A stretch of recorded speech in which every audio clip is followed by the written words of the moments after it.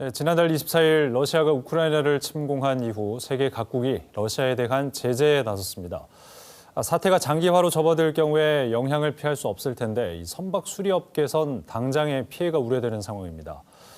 심재훈 부산상공회의소 경제정책본부장과 관련 내용 짚어보도록 하겠습니다. 예, 본부장님 어서 오십시오. 네, 안녕하십니까. 네, 지금 부산 지역 여러 업체들 러시아, 우크라이나와의 교역 규모 어느 정도나 되는지 먼저 좀 짚어주시겠습니까? 네, 지난해 기준으로 볼 때 그 부산의 그 대러시아 수출액은 전체 수출액의 한 2.2% 정도입니다. 예. 수입은 5.4% 정도였고요. 예. 우크라이나는 이보다 조금 훨씬 적은데요.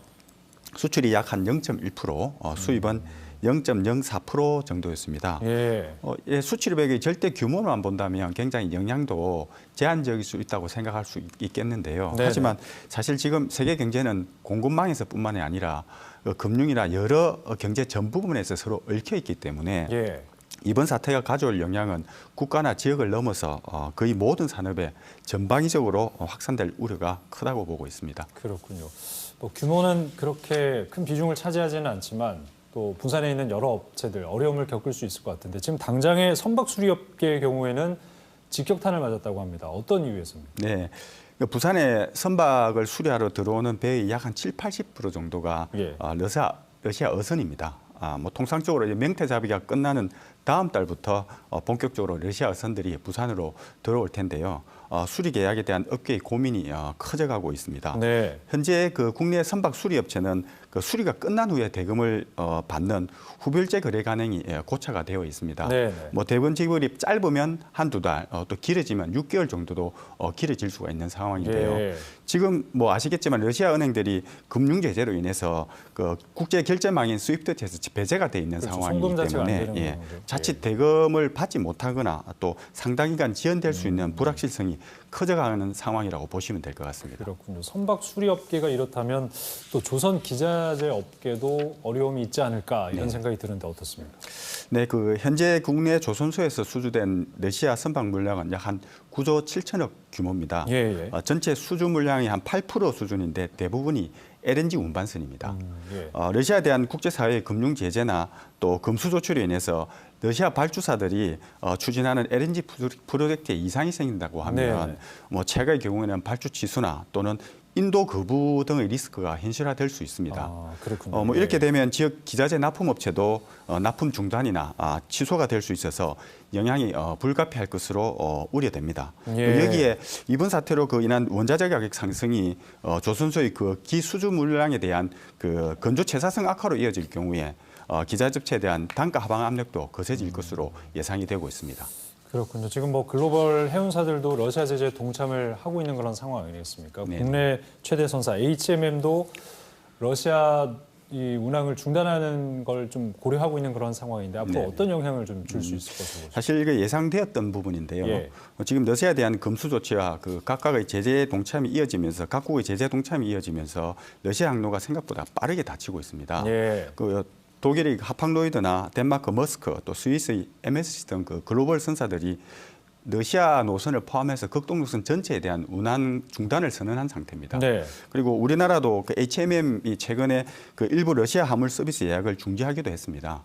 또 뭐 미국과 EU 또 러시아 서로가 항공기의 영공 통과를 제한하면서 하늘길도 지금 막혀 있는 상태고요. 네네. 또 시베리아 그 횡단철도 일부 노선도 운항이 중단이 되면서 지금은 하늘과 바다, 육지를 포함한 거의 물류가 막히고 있습니다.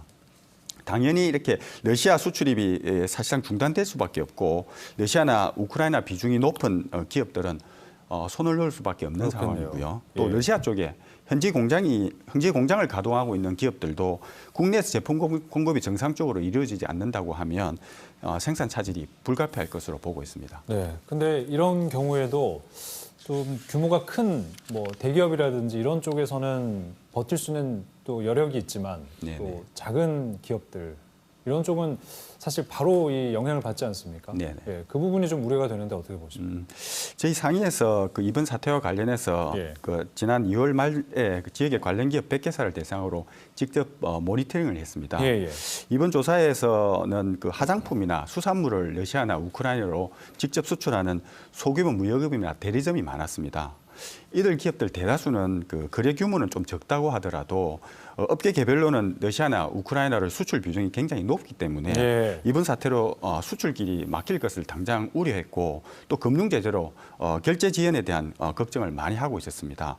또 대체로 이런 영세 소기업들이 외부 환경 변화에 대한 대응력이 굉장히 낮은 데다가 그렇죠. 예. 또 수출 보험을 비용 문제 때문에 가입을 하지 않은 곳도 많아서 예. 이미 선적된 물량에 문제가 생길 경우에는 구제를 받기도 쉽지 않을 것으로 보고 있습니다. 예.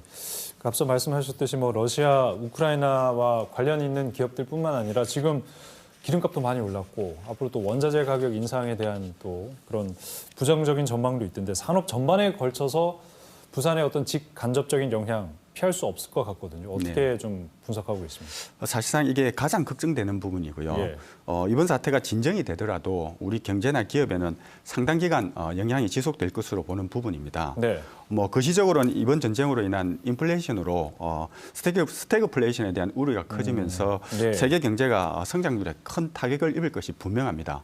그리고 이미 국제사회가 그 러시아에 대한 고강도 제재안을 연일 쏟아내다시피 하고 있지 않습니까?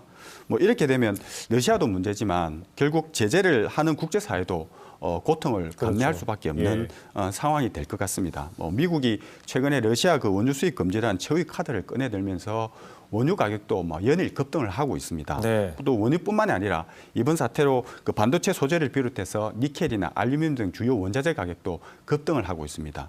이렇게 되면 반도체나 석유화학 또 자동차, 철강과 같은 지역의 국내 주력 산업들 대부분이 영향을 받을 수밖에 없고 또 결국에는 이들 산업들이 공급 기반인 지역 산업도 사실상 사정권 안에 들어와 있다고 봐야 될 것 같습니다. 네, 상당 기간 참 힘든 시간이 예상이 되는데 어떻게 좀 구제를 받거나 지원을 받을 수 있는 방법이 있습니까? 어떻습니까? 사실 이런 전쟁 상황에서는 예. 그 결제와 관련된 리스크를 담보해주는 수출입 금융과 관련된 지원이 가장 일반적입니다. 예. 뭐 실제 피해가 발생한 기업 입장에서는 보험금을 신속히 지급을 받아서 유동성을 확보하는 것이 무엇보다 중요하다고 봅니다. 네. 사태가 또 장기화되면 피해 기업들의 유동성이 악화될 수밖에 없기 때문에 이에 대한 대출 만기 연장은 좀 물론이고 예. 특례 보증이나 또 우대 같은 유동성에 대한 추가적인 지원도 가능할 것으로 봅니다.